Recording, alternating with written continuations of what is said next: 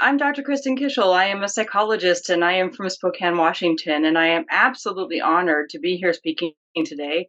It was an unexpected honor, and so it's an example of how small our world really is. And the irony was that when I was asked to be speaking, we were currently in the midst of actually having wildfires in our own region that were taking out large parts of Medical Lake, which is directly to my west, and also parts of North Spokane, including a facility that I had worked at for about 7 years with individuals with developmental disabilities who all had to be relocated to a high school and a variety of things. And so the timing of that ask was really ironic. Um, my co-presenter, Danielle, is going to be here for the second part of this presentation. And, as we get going, I'm going to go ahead and share my screen. But, as Casey said, please ask any questions as we go. I really love having a dialogue rather than simply a narrative. And also, Michael, I love your background with the bus full of people. That is absolutely my favorite right there. That's great. So, okay, let me share my screen and we'll get with the presentation here. Okay, and share. And oh, that's right at the end of the presentation. So, that's fine.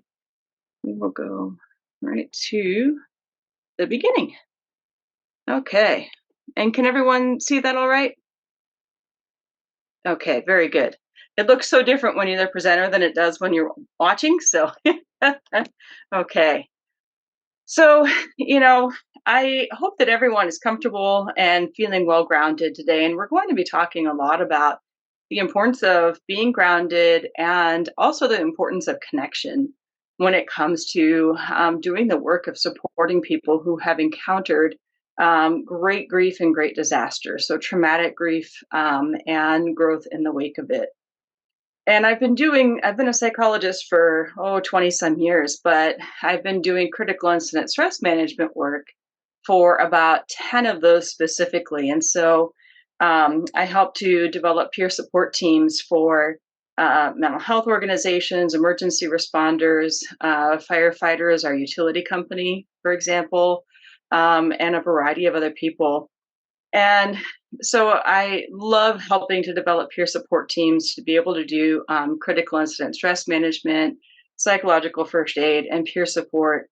And it's a different kind of work than sitting in the office all day just doing therapy. Although I do some of that too, I assist, providers and emergency responders who themselves are affected by the work that they do.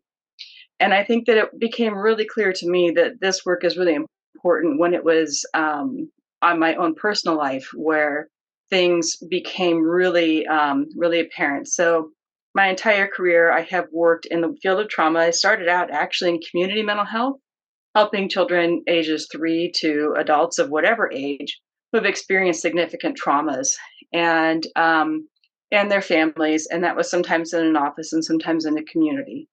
And when I started doing this work with emergency responders, I had no idea that helping people to develop peer support teams was going to have such a huge impact on me. So I'm going to show you this picture that is going to hopefully give you an idea of why this work is so important to me, beyond the fact that it was really important to me to be able to come here today to offer some ideas. The things that I had been teaching for years and years and years were things that I had to apply to myself when we had a series of disasters that started in 2020. So you'll see here some of the very, very important beings in my life. You can see, for example, my husband is the one with the Superman shirt on, who's with me and our grandson. That's our son, Nathan, right in the middle. That's my brother-in-law, Doug, and his wife, Dottie, our grand dog, Shadow, and Andrew's a little sweetie. My mom is the one that's in the middle there. Well, in February 2020, my brother-in-law, Doug, died by suicide. Then the pandemic hit. My mother got moved into memory care. And in July of 2020, our son drowned in the Spokane River. So that was a time when connection and resilience and the principles that I'm about to tell you today are the things that became just such a central part of my life and my healing so that I could go on to continue doing this work.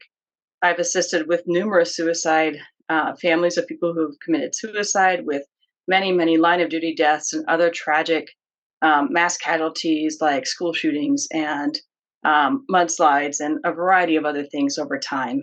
And so it was a great honor to actually be supported by the same people who I used to support when these tragic things happen. My mother has since died, and we have lost contact with our grandson Andrew because his mother experienced traumatic grief rather than the kind of grief that is connecting. So she became disconnected and cut herself and our grandson off from all of the rest of the family. So, as we talk about traumatic grief, when we talk about healing, when we talk about resilience, I want you to know that it comes from a very personal place, and it also comes from a very important place. Um, when it comes to these principles for you as providers, for you as supporters, for you as helpers that are out there trying to help your community to recover. So, here we go. What exactly is resilience? Well, resilience is the body and mind's need to regain homeostasis after a traumatic incident. This is really important that we started here by talking about the body and mind, because although it is the case that we can utilize our mind to help with resilience, it is our body and our connection and our groundedness that will actually get us through. So, what do we need? Well, we need to have a sense of safety, which is the first, part of course, Maslow's hierarchy. And we're going to talk about that later. We need to have a sense of feeling loved and supported, but we also need to feel capable. One of the things that I have seen when I have responded to a variety of very traumatic events, from natural disasters to mass casualties and other things, is that it's one thing to have a whole bunch of counselors rushing in, right?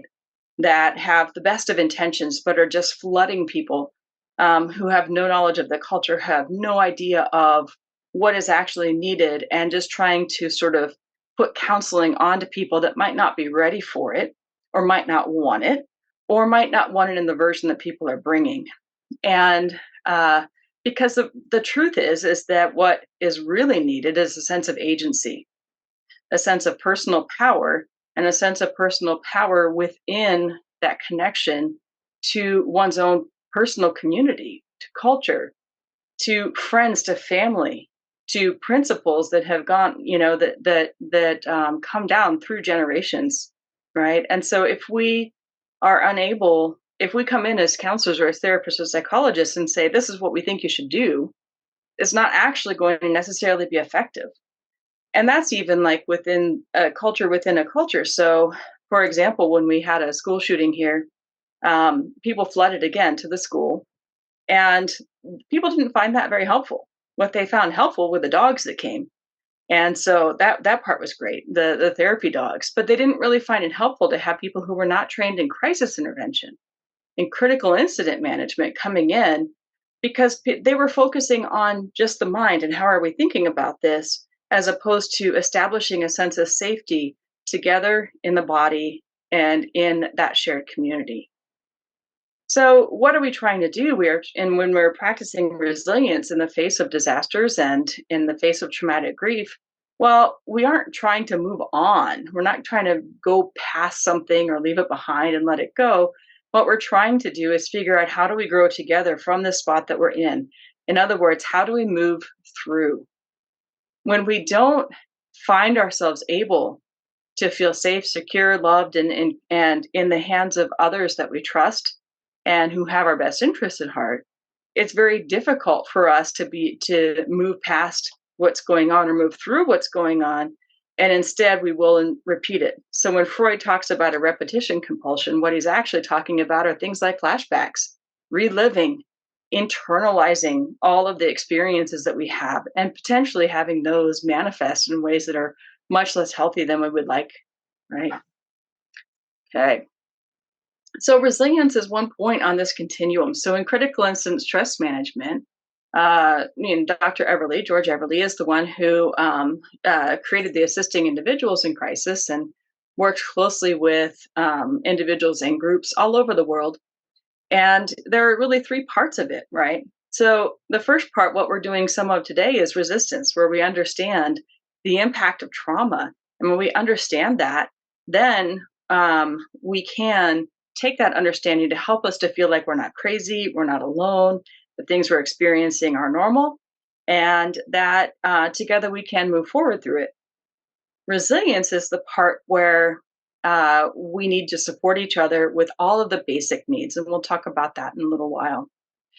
And then, of course, recovery is the part where then we look towards things like professional mental health support or residential treatment for people who are really struggling with suicidal thoughts and plans, et cetera, or medication, something like that. But that's a place to go to at the end of the arrow, right? That's not where we start. That's where we end. We end by helping people to understand that what they're experiencing is an abnormal event. It is not that they are abnormal, it's that the event is abnormal, and that people cope in a variety of ways with that. And grief is unique to each person, but it can also be unique to each culture. And being able to implement these principles of crisis intervention and peer support can really mitigate the need for the professional mental health support. So we need to start at the basics. And I think that's what a lot of people miss when they come in and try to impose something. So this is going to be the part where I kind of talk about the impact of trauma on the nervous system. And this will probably be the fastest I have ever explained this. This is a short presentation. I usually do something that's maybe several hours long. So I'm glad that we're able to have two parts, because I really want to focus in the second part. And when Danielle is with me, she will be as well. More of the things that we can do as providers and as helpers to be able to take care of ourselves and each other. So when we take a look at the brain, what I really love is Dan Siegel's hand model. I don't know if anybody is familiar with that, but it is one of the easiest ways to think of the brain. Here we would have our brainstem, here we have our limbic system, and here we have all of our executive functionings. And that's in our prefrontal and frontal cortex. So what's important here is that this part of the brain, the central part of the brain, is in charge always, until we give it some resources and help it to understand that we are not in danger. So the amygdala is the part of the brain that tells us whether we are going to eat today or whether we're going to be eaten today. It is always on the alert for potential danger. And so when things come in, and that's in all of the senses, by the way, smells, sounds, things that we see, things that we hear, things that we feel, everything that we experience in every sense gets registered in here. When we are flooded, this prefrontal cortex will basically flip. So we flip our lid. Well, what are the important things that are happening here? Well, we've got language for one thing. So it's very difficult for us sometimes to even hear everything that is being said. We will get tunnel vision, we will get auditory exclusion, we have a feeling that things are surreal. Time may speed up or slow down, right? We might have nausea. We might have something like increased ability to, tolerate pain or greater strength, right? And so when that adrenaline hits, like we have some great things, but a lot of things that we want, like language, decision making, planning, right? Impulse control. When some of these things that are in those executive functions, when the amygdala is flooded with adrenaline, those get disconnected. The brain gets hijacked. So all of the sensory information gets in, but it doesn't necessarily get organized into concrete full memories. This is one of the many things that I love about thinking of recovery and growth in the wake of grief and trauma as being a collective process, because we'll each have a piece of the story. We can't remember what didn't get in the first place. So when we try to reconstruct it, a lot of us feel like we're crazy because we can't remember parts or remember something that wasn't actually there, right? And so we have all of these this confusion about it. Was that really real? Did this person do this? Did this really happen even? And so when we are together, we can have that shared experience of putting the full story together and creating a memory together, and we can create trauma bonds in that process. So when we do group crisis intervention, that's one of the real benefits of it, is that instead of being someone like me, a psychologist coming in and saying, this is how things need to be done, we are instead relying on each other to be able to organize these experiences, right? So the other trick about trauma is that this amygdala here, it remembers those sensory experiences forever. So just because we cannot remember necessarily all of the things that happened, or all of the details or something, and a lot of our memory will go under stress as well, like what am I supposed to do today, where did I put my keys, et cetera, et cetera. The fact is that the amygdala does remember forever. And the reason for that is, again, because it's a survival center. So if, 20,000 years ago, or however many years ago, a saber-toothed tiger was going to get at us, and we somehow survived the encounter, we'll notice that when we come back home, that first of all, we can't sleep very well, probably not for a few days. Well, why not? It's because we don't want to be able to sleep. We don't know if that tiger is come back or brought its friends and family to come and join in the feast of us that are over there trying to survive that. Well, 20 years later, we could be out in the woods, and we can end up having that feeling of like the hair standing up at the back of our neck. And when they do, then we may not even know why. That's one of the things that's really tricky, is that we may not even know why we are having a danger signal at a time when everything looked like it was fine. Well, that's because something in our senses that aren't registering up here, but just in the center of our brain, says it's time to pay attention and be ready for trauma. So after any given incident, we can find ourselves being really tense. We can find ourselves being concerned and worried. We can find ourselves either getting small or getting large, fight, flight, freeze. We know the responses to adrenaline and to danger, right? And the really interesting thing is that it doesn't matter if it's real or imagined. So for those providers who are listening to the stories of, who are helping people walk through the trauma, you can have the same responses at a different level as the person who has actually experienced it. You may have your own trauma response because our amygdala doesn't know the difference. And that's the case also when it comes to nightmares or flashbacks or things that are triggered that you think that doesn't make sense. Well, it doesn't have to make sense. The amygdala doesn't care if anything makes sense. It just matters that it has some kind of threat detection that's on board. In that, we know that one of our primary ways of knowing whether we are safe or whether we are in a state of threat is our body. Our body communicates information to our brain, to the center of our brain, that says, are we safe or are we not? And when we think about polyvagal theory, which is very popular, and a wonderful explanation for a lot of things that happen, we talk about the vagus nerve that runs through and down to and through our viscera, right through our abdomen, our heart center, all of those foundational pieces. Well, it's a bidirectional nerve. So 80% of the information, though, goes upward from body to brain, and only 20% goes back this way. So I'm so glad that the field of trauma is starting to understand that we need to get back to our roots within our body, and in our connection with the earth, with each other, and do things that are going to help our body give safety signals to our brain in order to be able to work through it. And central to polyvagal theory is the idea that connection is the key. We are biologically wired for connection. So let's look at the brain. This is a slide I put together to try to help to make really simple sense, right? One of the ways to normalize the experience of trauma is to realize that it is individual as much as anything else. So as you look at each of these pictures, if you look at the umbrellas, what do you think of? Well, do you think of a resort, a day on the beach, or do you think of the umbrella corporation? When you look at fire, does that look like a lovely fireplace fire, or does that look like danger? When you look at that cute little dog, do you think, oh, what a cute little dog, what a good boy? Or do you think, I wonder which veteran has that as a service animal that needs our support? When you see the couple standing back to back, do you think, oh, these two are in a fight or an argument? Or do you think, oh, they've got each other's six, right? They've got each other's backs. When you see the blueberries, do you think, oh, wonderful, healthy, and I would love to have a blueberry? Or do you think, oh man, I violated my diet again today, and et cetera, right? So it's not actually the presence of the stimulus that matters, it's how our body internalizes it, what our body does with it. And when we're in trauma, there's this direct link from stimulus to reaction. And what are those reactions? Well, we know fight. It's a guy getting ready to fight.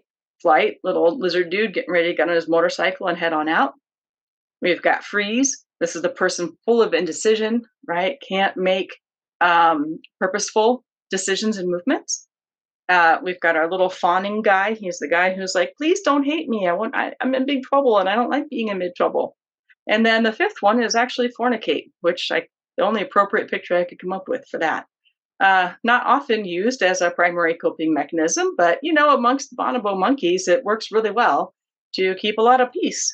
So if there's any kind of signs of tension, then fornication occurs between the nearest available monkeys to settle definite challenges or dominance challenges or things like that. Also, a very low rate of infanticide, as it turns out, because no one knows whose kids are whose. But those are some of the reactions that that we might experience as a result of trauma when that stimulus says, "Here's danger," right? And again, that stimulus could be something real to us. It could be something that we don't understand. It could be something that we don't even know. Why is it giving us this reaction? Why are we feeling activated right now? Over time, we're going to see that people tend to have a certain pattern, a certain way that they tend to respond to trauma. One of them is fight. And it doesn't just look like actually, physical fighting. It can also be sort of like verbal aggression, attacking behavior, controlling behavior, right? If I don't control everything in my life, it's terrifying. But most people who have that sort of angry presentation to it have a difficult time talking about the terror that lies behind the anger. We've got flight, of course. Now, see, flight isn't just, again, about running away. It's about worrying about everything. It's avoiding things that remind us of our trauma, remind us of our difficulties, right? It's about staying so busy that we don't have time to think. I really, really enjoyed all of the opening presentations today and the way that they talked about, like, let's slow down, come back to the present and get ourselves grounded. Because it's so like don't want to feel the things, right? We want to avoid, we want to stay busy, stay distracted, be helpful, do something. But sometimes we have to stop for a minute and go and allow ourselves to feel the things because the only way out is through. Freezing, again, isn't just lack of purposeful movement. Over time, it starts to look like that person who's like, I can't do anything. I'm going to sit on my couch with my beer and everyone needs to leave me alone. I do swear words like like most of my clients do, leave me the F alone. But, it's that idea, right? Like, or I can't do anything. I'm so overwhelmed by the things that are there in my life. I can't do a thing. I can't focus on anything. Forget it. Shame, which makes you really small. And then there's fawning, of course, right? This is the equivalent in the animal world of turning your belly upwards so that you are vulnerable and telling alpha that you're not a threat. You're not trying to threaten their position. You just want everything to be happy and peaceful. And of course, that ends up in many cases leading to a loss of self-agency and personal empowerment, and really has consequences that really work against the intention of the fawning, which is to keep the peace and make everything okay. When we talk about responses to grief in particular, it's really important to understand that there's grief, which has separation distress, and then there's traumatic grief, which has the traumatic stress added onto it. So when you think about traumatic grief, it's PTSD plus grief, right? It's both of those things. So ideally, when we have, when something awful has happened, we connect with each other. We try to support each other through things. We are inevitably going to have intrusive thoughts. We might have images. We might have visions. We might have nightmares. We might have hours and hours and hours of sobbing, intense loneliness, right? So much sorrow. These things are all things that are so incredibly normal. When we move into the traumatic grief, the traumatic distress, we get stuck first in the the unreality of it, right? Not wanting and not necessarily wanting, I can't say wanting because I don't think we do traumatic grief on purpose, but it's difficult for us to say, yes, this actually has happened, and to actually turn toward, right? Turn toward others instead of turning away from, isolating, separating, saying this can't be, right? Trying to avoid what has happened. And in traumatic distress, this happens some in normal grief, but it also happens, especially though, in traumatic grief, where anger can become such a big part of the picture, where we want to find someone to blame. For example, I know that when one of our local towns burned down a few years ago, it was a little historic town. It was a huge tragedy. And the people from the utility company that I work with were trying to restore power to the town, put up power lines, and get power restored. But they were getting terribly harassed and verbally abused by the people in the town, um, because the people in the some of them, not all of them, of course, but some of them were thinking we need someone to blame, and it's got to be the power company if this line hadn't gone down, etc. Right? And the fact is that these are the very same people. The people putting these lines up were the same people who lived in the community and lost their homes and their family homes as well. So it was this sort of sense of like, now I've got to find something to be a them. It's got to be a them. There's got to be a reason. When Medical Lake began to burn, and it was 200 acres, and then within an hour it was thousands of acres, and whatever. It's like there wasn't anything obvious to blame. It started in the middle of a field. It was weather, right?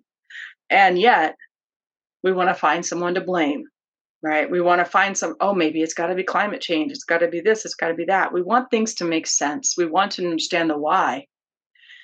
And when we can finally let go of the why, we can move into that other space of grieving where we can just feel the sorrow. We can feel the anxiety of life without the people that we love. We can feel the angst of the community. We can feel the horror of not knowing who's alive, and can we find all of the people. We need a piece of our people.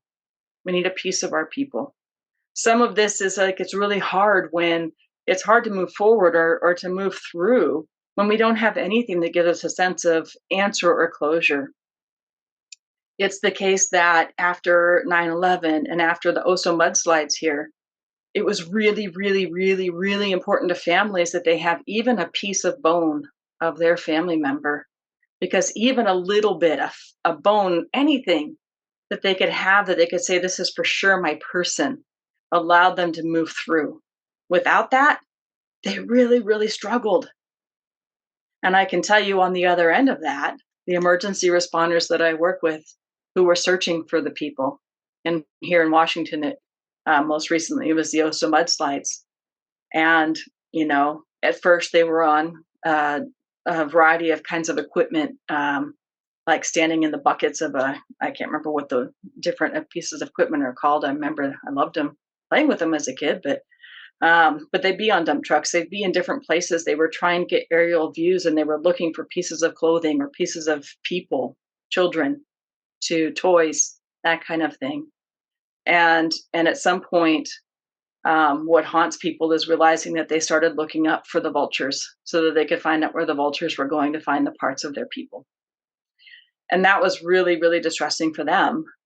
And they still continued it because they knew that until families got some evidence that this was indeed their person, it was really hard for them to move forward. So just understanding that traumatic distress, and even the anger and the depression and all of the different things that can kind of really come with that, that we can work through it, absolutely, when we realize that this is trauma and not just grief, and recognizing that in some situations, like the one that we're currently facing, traumatic distress can be really expected.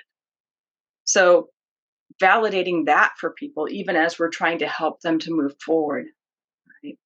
Because it's really a thing where we're trying to help people move through and move forward, and it requires validation. It requires being witnessed, being heard, right? Not being told this is how you're supposed to feel, but just helping to understand this is what you feel, this is what is going on. So, as I started out the presentation with, how glad I am that we're moving into the body and not just like trying to do this mind work. The field is really recognizing what humanity is known for millennia, which is that our body needs to feel safe for our mind to work and do its best work. So we can try to do cognitive behavioral therapy, cognitive processing therapy. We can do all kinds of things. But the first thing we need to start with is getting the body to a place where it's feeling more safe.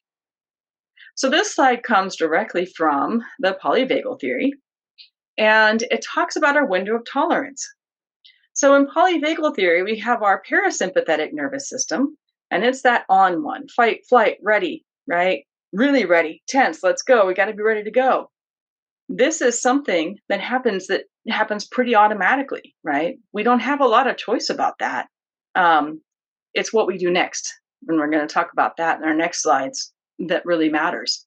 But we can find that when we are triggered by any given stimuli, including our own thoughts and memories and cognitions, we can get into this state of feeling overwhelmed, out of control, angry, anxious. We want to run away or run toward. We want to do like something. We got to make this go away. We're really amped, right? But then we have this other side, which is the parasympathetic nervous system. And it's really interesting because that parasympathetic nervous system, as represented by the vagus nerve, actually has two parts. So one part is ventral vagal, and that's a place where we can feel connected, where we feel like we have a power of choice. We have the ability to handle what comes our way. So we can be in a heightened state, but we can be a relaxed ready instead of a, up there sympathetic ready. When we are working with people in our lives or when we're working with ourselves, we are working to stay in that wonderful ventral space that's the window of tolerance. Doesn't mean that we feel nothing. Doesn't mean, doesn't mean that we fail to act or we're flat. It means we are fully present in that time. Because the other thing that can happen is this hypoarousal. This is called the dorsal vagal system. When we go to dorsal vagal, we feel shut down, frozen, unable to take action. And again, it's not a choice. So if we think about it, when we're staying way up here for so long because the crisis is so present, and when it's a situation where an entire community is devastated, that crisis is going to be present for a really long time. We might go, when we've hit our limit, right into dorsal, which is below that window of tolerance. We've run out of energy. We literally shut down. In the animal world, you can think about the possum, right? People talk about playing possum. Well, the possum isn't playing. When the possum is under direct threat, it acts dead, but it's not conscious acting. This is something its nervous system automatically does. And the reason why it does that is because when it's being hunted by a coyote, for example, the coyote doesn't want something that's already dead, right? It might not be good to eat something that's already dead. So it is likely to move on to try to find live prey. And so then it will come back around. It's really interesting to see that happen. And when you've seen people fainting, when you've seen people unable to act and being frozen, or more commonly dissociated, where they just cannot bring their thoughts into the present. They can't be in the forefront. They feel numb, disconnected, like the world is spinning. It's too much. And so they literally shut off inside. And they might have that 1,000-yard stare. They might be really quiet. They might be unable to communicate anything with the people that they love, even those who are trying to help them. So what are we trying to do as we are trying to support each other and our clients and our communities? We want to be aware of our own bodies. We want to be aware of where we are at and whether we are in our window of tolerance. It's really easy when we feel this need, and I sure feel it all the time, to take care of everyone, to start to get to where it's like, this is too much, too much, too much. And then we begin to tense and we don't even realize we've tensed, right? And we start to just burn so much energy. And it's like, wait a minute, how am I coming to you? What energy am I bringing to you as I try to help you? Am I trying to absorb your pain or am I trying to be with you in your pain? There's a difference. So, what do we do? Well, we start again. If we are going to help people to feel safe in their body, first they just need to plain old feel safe, right? We need to stabilize. We need to be able to help people to be in a safe place where they have all of their basic needs met while their homes and lives are being restabilized to the best of our ability. Um, and that can look a lot of different ways, but it's basically just making sure that basic needs are met, family needs are met, children's needs are met, and that we mitigate symptoms the best we can.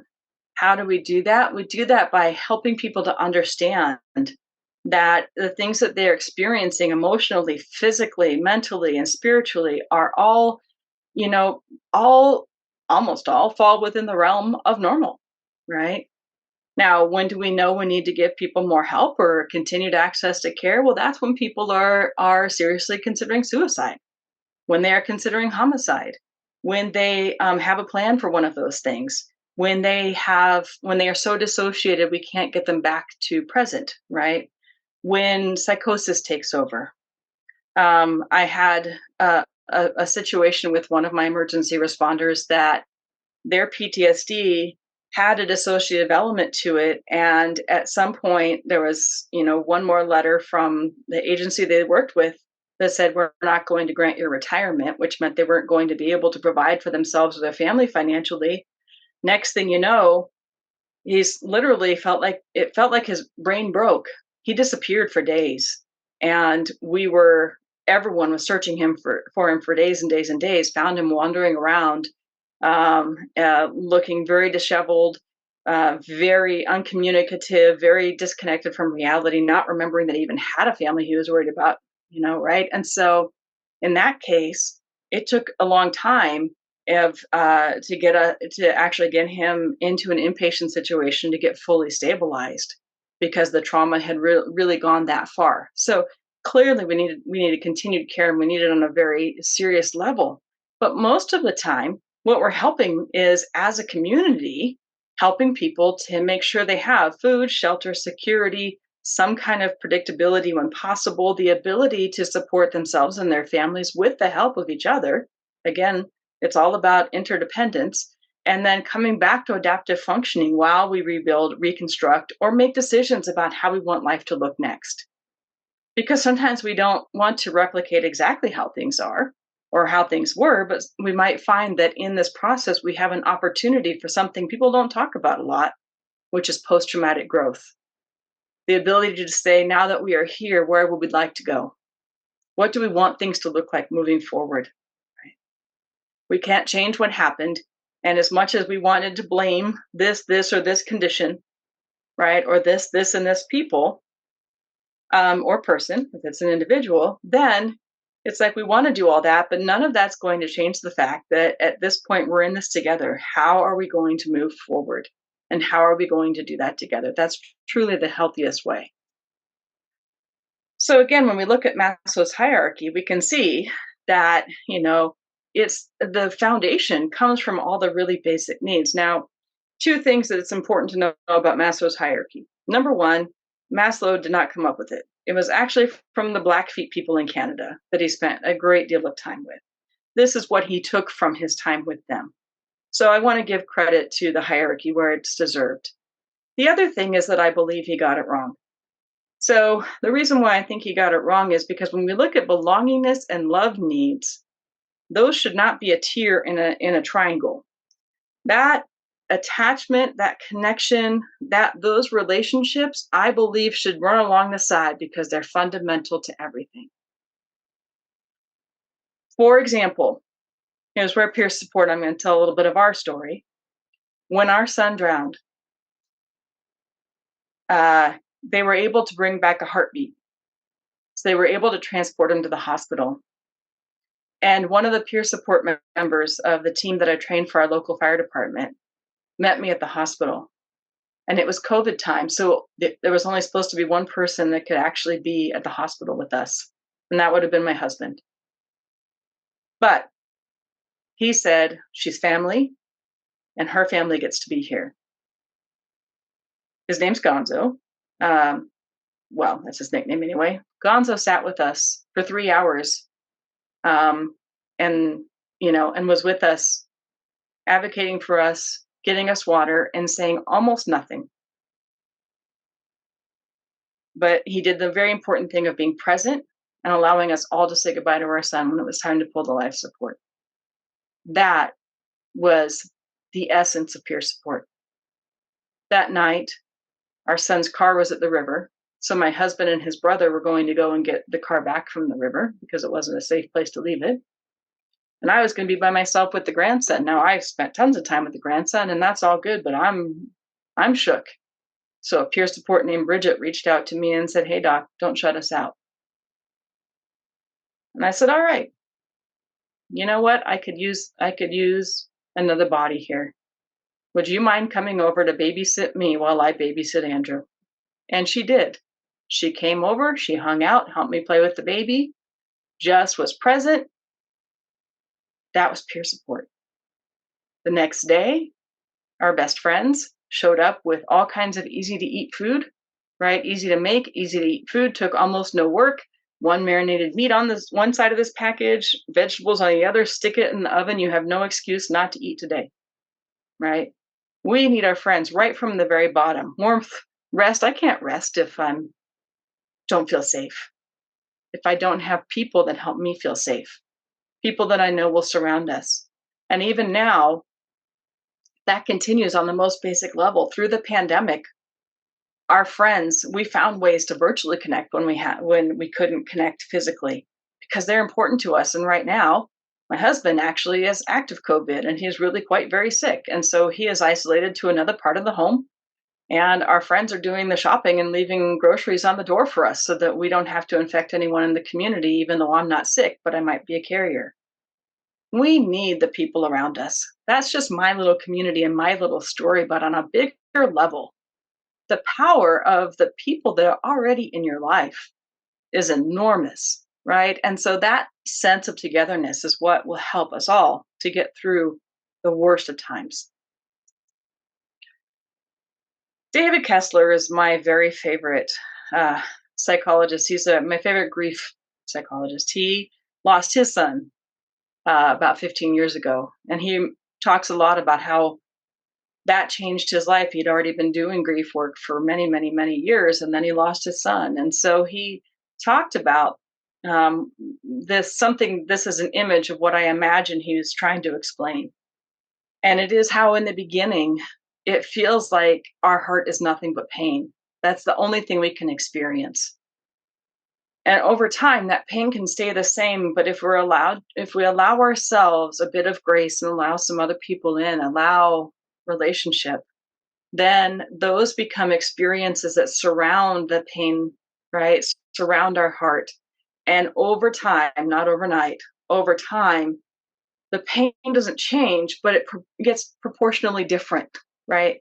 We become able to live with, manage, and walk through it so that we have one foot in grief and one foot in growth. Thus, the inspiration for the title of this presentation.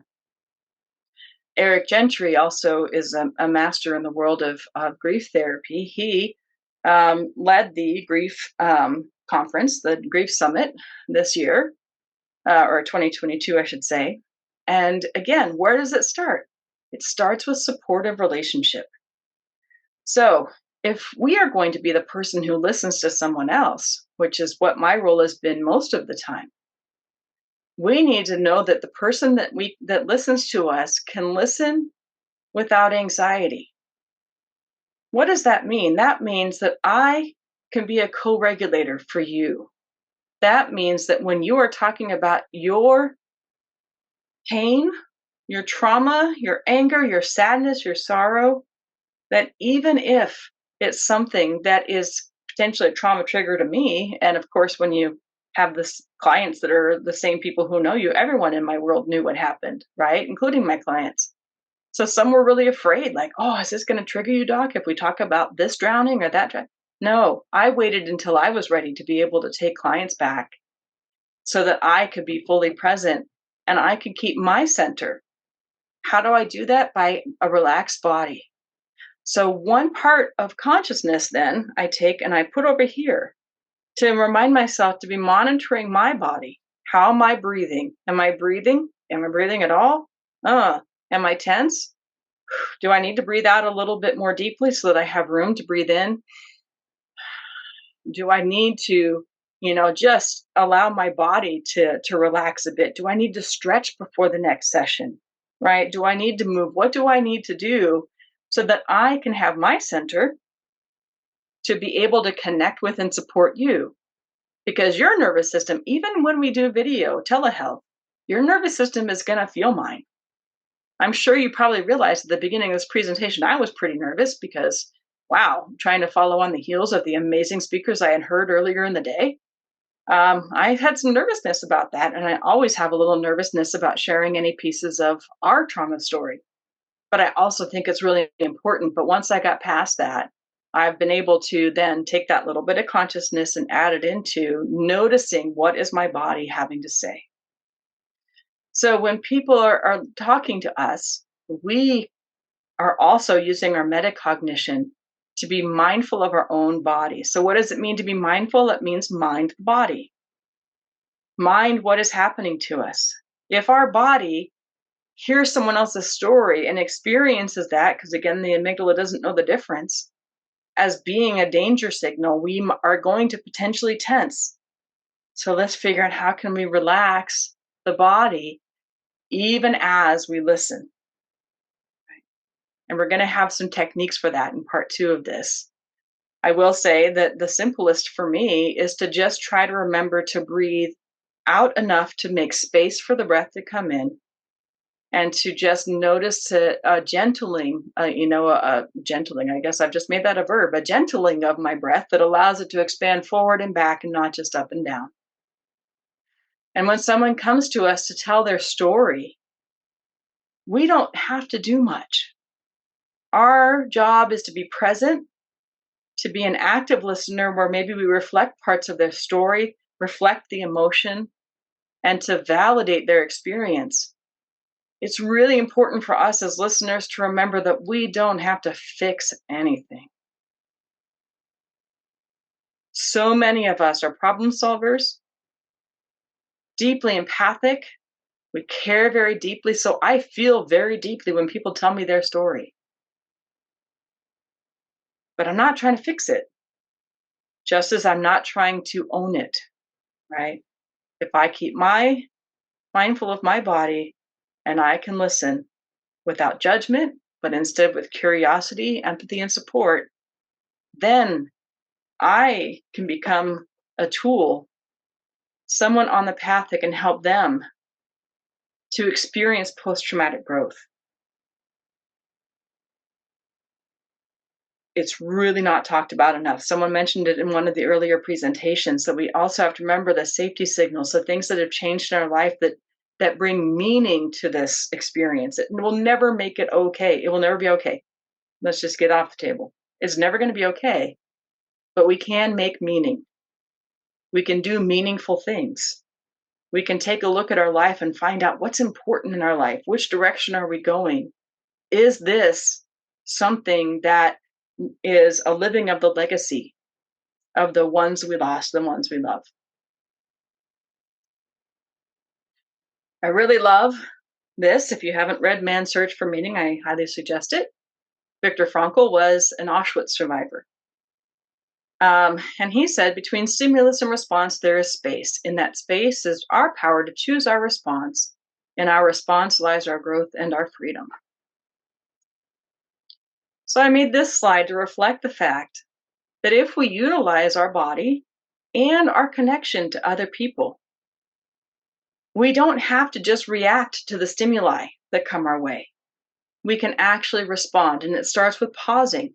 The first thing is to pause, to notice what's happening, to notice our breath, to relax our body so that our brain can go from this to this. And we can use language, we can use memory, we can use all of our executive functions to be able to get perspective and make choices about how we move forward. Peter Levine is the master of the somatic experiencing. Um, I absolutely love his work. I think he's a little bit like the Mr. Rogers of the trauma world. And even in watching him at the last trauma conference, it was pretty funny because since that was broadcast from England and I didn't have the money to go to England, I spent 4 middle of the nights up watching that conference because of the time zone difference. So it started at 12:30 a.m. every night for me. But man, I loved it. I watched Bessel van der Kolk, the one who wrote The Body Who Keeps the Score, get really dysregulated. And I saw Stephen Porges trying to use logic to calm Bessel van der Kolk down. And then here came Peter Levine, Mr. Rogers himself, who said, well, let me just tell you about this experience that I had. And in fact, let's do a little bit of an exercise. So I'm just going to ask everyone here to participate with me in a very, very simple exercise that brings home his point, which is that somatic or body experiencing is where so much of the healing lies. So if you would, just reach out your hand in sort of an open kind of way. And then if you would, just go ahead and make a fist. Now, take a moment to notice what happens in your body when you make that fist. I notice an immediate tension right down my center. And when I release that fist and come back to a place of openness, I find that it dissipates. Just notice if you have any similar experiences. What that creates for me too is an opportunity to put one tool into practice right away in my everyday life. And that's when I'm driving. How many of us, when we're in traffic, are like, oh, I'm running late and they cut me off again. Oh, Jesus, who gave that person a license? Right? Oh, you know what? I'm not going to get there any faster by gritting my teeth. I can breathe. I can do this other tool that I was taught by my acupuncturist where you squeeze your butt cheeks and then you release them to enhance a vagus nerve release. Okay, I can do that very easily sitting in my car. And when my hands are more relaxed, we're actually more able to respond more quickly. So when those people who are dangerous to society on the road do something that might put us in danger, we're more able to respond to it. Like this, we have to actually waste time relaxing before we can respond. But when we're like this, we can do it. So that for me, this is one of the ideal places to practice a somatic response that I can then carry into my therapy sessions and into my relationships and into listening to people, and collaborating with people. And yeah, so in any case, I just absolutely love it. When things get locked, you're probably going to see some things that might look a little familiar on here, like chronic fatigue, IBS, headaches, inflammation. Right? So he's really all about that body-based approach. So what does he talk about? Well, he talks about one thing called the shaking release. And I love, in fact, Peter Levine doesn't spend much of his therapy sessions sitting. But even when I'm doing telehealth, I will have people do some things like if you're feeling tense in your shoulders, right? Maybe try tensing them more. See what your body wants. Oh, I feel so tense. Okay, now let them relax. It's that counter tension, like let it go the direction that it's trying to go so that it can relax. But one of my favorite things is the shake, right? When we can do the trauma shake, which is kind of like what you see animals do in the wild, right? The dog, the golden retriever that we have on the weekends, man, he's really good at that one. And it's like, oh, that spot kind of hurt. Let me just shake that off a little bit. If we all could just shake it off a little bit, it gives us an opportunity to reset and to be in a little bit different place. So many times our body just needs to move when it's locked in trauma and stress. That's why squeezing, that's why shaking, all of these things are ways to release some of that and allow the opportunity for our body to be in that calm and centered, not tired, not shut down, not dissociated, but centered way. When I talk to, emergency responders, for example, they're very familiar with the concept of command presence, but the problem is a lot of them think that means they need to be alpha. Oh, you need to be louder. You have to have this control. No, it doesn't require any control over anyone but you. Only thing you need command presence over is yourself. And once you have that, you can walk into any situation and know that even if things get confusing, even if things look overwhelming, you have command of yourself, and that enables you to do the most good that you possibly can do walking in.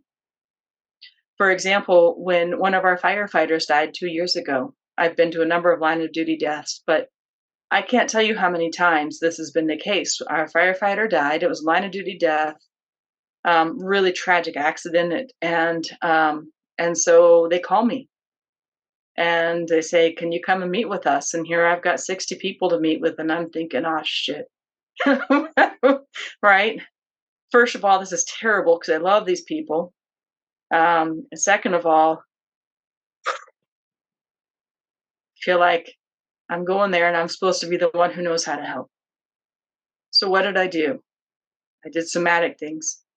I breathed deep, I stretched, and one of the best things we can do, I sang the whole way there, because singing hits a vibration here that sends a signal of safety right to that vagus nerve.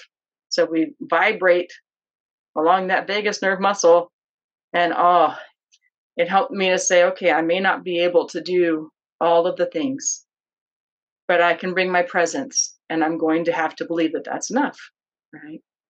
And we heard that. It was so beautiful to start the day hearing the sung prayer, right? It's so beautiful to hear the resonance, to understand that we have that within us.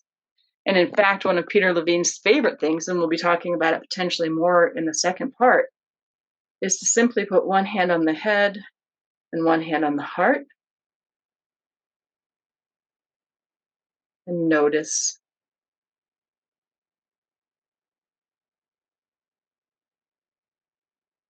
Or to have one hand on the heart and one hand just above the belly button.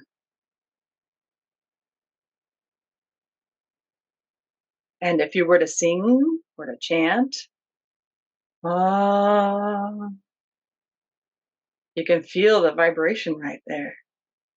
And for those who have done yoga, you know that Om is actually ah in the belly, oo is in the center, and gets here. So you can vibrate all the way through to send that signal. 80% goes this way. By just doing that, we can activate that part of the brain that helps us to come back into our window of tolerance. So music, dance, shaking, movement, stretching, self-compassion, self-love. That's like a nice hug. I like that one.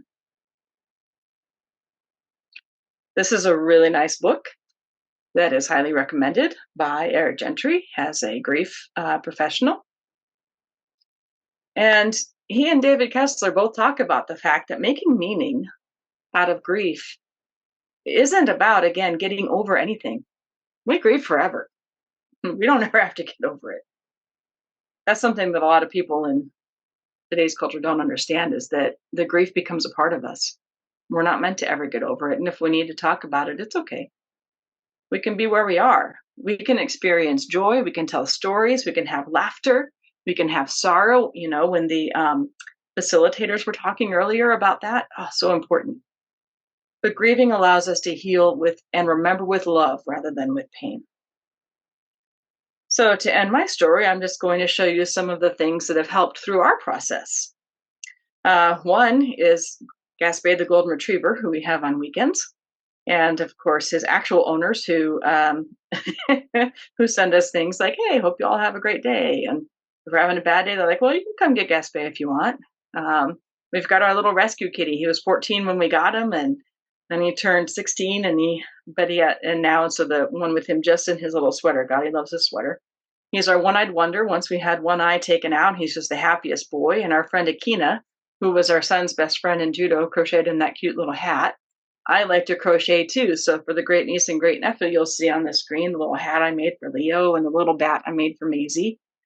And we have to get out in the woods. We have to connect with nature, with animals. Those are otters. We have a place where you can have an otter experience where rescue otters will run all over you and into your shirt, and it's quite funny. Meeting family in New Mexico for the hot air balloon festival, going to concerts with our friends. And And I talk about the importance of music. Well, my husband decided to teach himself to play the piano. And so on his keyboard, he composed songs that would represent his grief. And then one of the individuals that I had helped through their own post traumatic stress plays guitar and said, "Hey, I was listening to Troy's work." And so Kevin added guitar. And now Kevin and Troy have put out an album. And so their album Pyrolysis came out a year after Troy's album came out. So that's piano and guitar.